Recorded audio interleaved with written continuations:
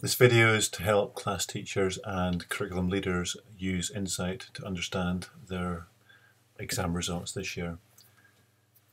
When you go to the website, you land on the dashboard of national measures, so that's literacy and numeracy, improvement attainment for all,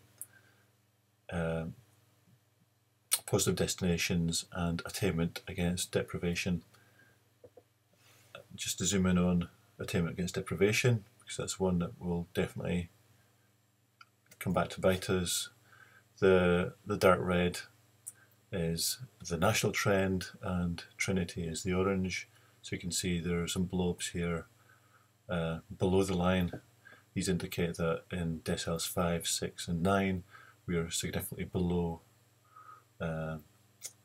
attainment for these pupils. So basically you want to be on the line or above it. So that's something we're going to have to pay attention to. Anyway, as a class teacher or as a curriculum leader, you can ignore benchmarking initially and just go straight to course. So I'll do that, and you get this menu. I would look at stuff with relative values. So you've got local course measure for selected graded course, we'll come to that in a minute, and you've got all graded courses with relative values. That gives an overview. So we'll go there first. Click on it. And you're faced with this. So I would say let's start with hires, and I'm going to select S5, 6. So there's hires selected first anyway, by default, and everything else you can leave as is. You go over to update over here, and you click, and it will refresh the screen. And there you have a complete picture of higher results across the whole school. I'm not that interested in the percentages of base and national cohorts. Number of entries, just that's number of kids that did that subject. The relative value is obviously important, and the significance is given in this column. Okay, that's just the statistical significance. So 0.93 is still better than 0.56, but 2 stars shows that 0.93 is also seen to be statistically more significant than 0.56. But it doesn't mean that this 0.49 is better than 0.56.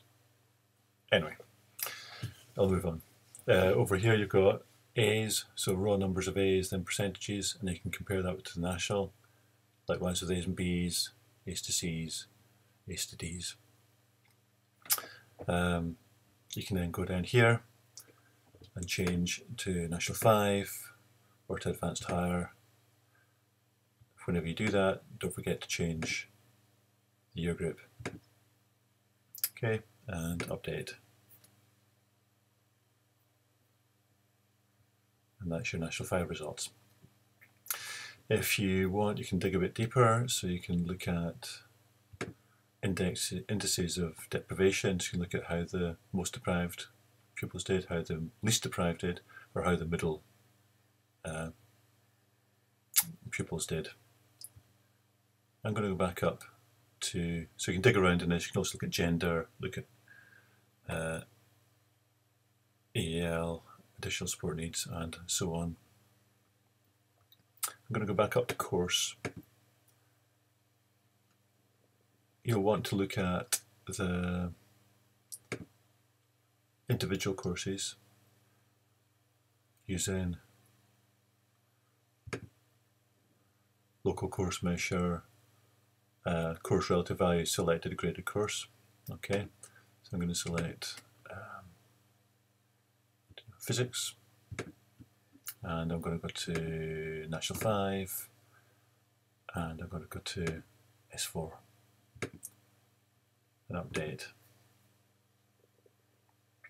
What this does is it gives you performance in any years, so that's accounting for some reason, physics, so national, S4, national 5, physics, update. Okay, so it gives you the Trinity results in physics in 2015, 2014. If you look at hires, that goes all the way back to 2011 or something. And it gives you the mean band, relative value, and also the lower and upper values of that variation from the mean, if you like, and whether it's significant or not.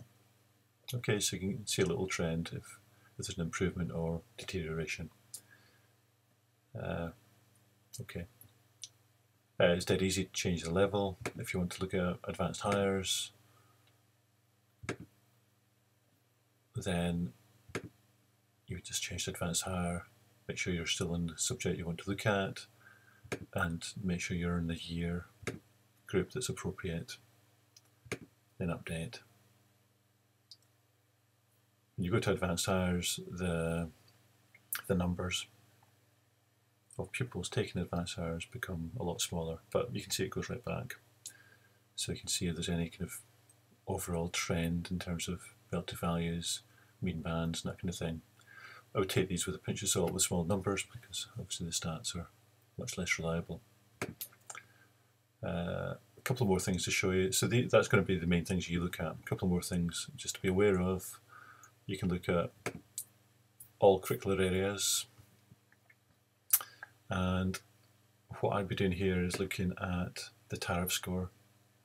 The screen it opens on is looking at percentage of attained entries. So all this shows is that English is more popular in this school compared to its the virtual comparator. Okay, where some other subjects are not as popular. But if you look at the average tariff score, that's essentially just looking at pupil average scores. This is an overall summary of all year groups and all courses. But you can then zoom in on a particular course. So if you look at hires, that's level 6, and I would select S56 and update.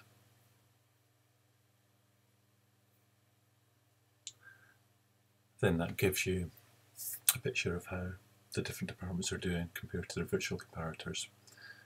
If you hover over the bars, you should see some percentages, or some numbers rather, the average tariff scores, and make of that what you will. So I think that supplements the relative values. I think the relative values are probably still the thing to talk about in your reviews. You can also look at a trend, finally, in that same thing. So again, I'm going to look at the tariffs, and I'm going to look at expressive hours, and I'm going to look at S5. Okay, so average tariff score, expressive arts, S5, and SQF level, I'm going to look at level 6, hires.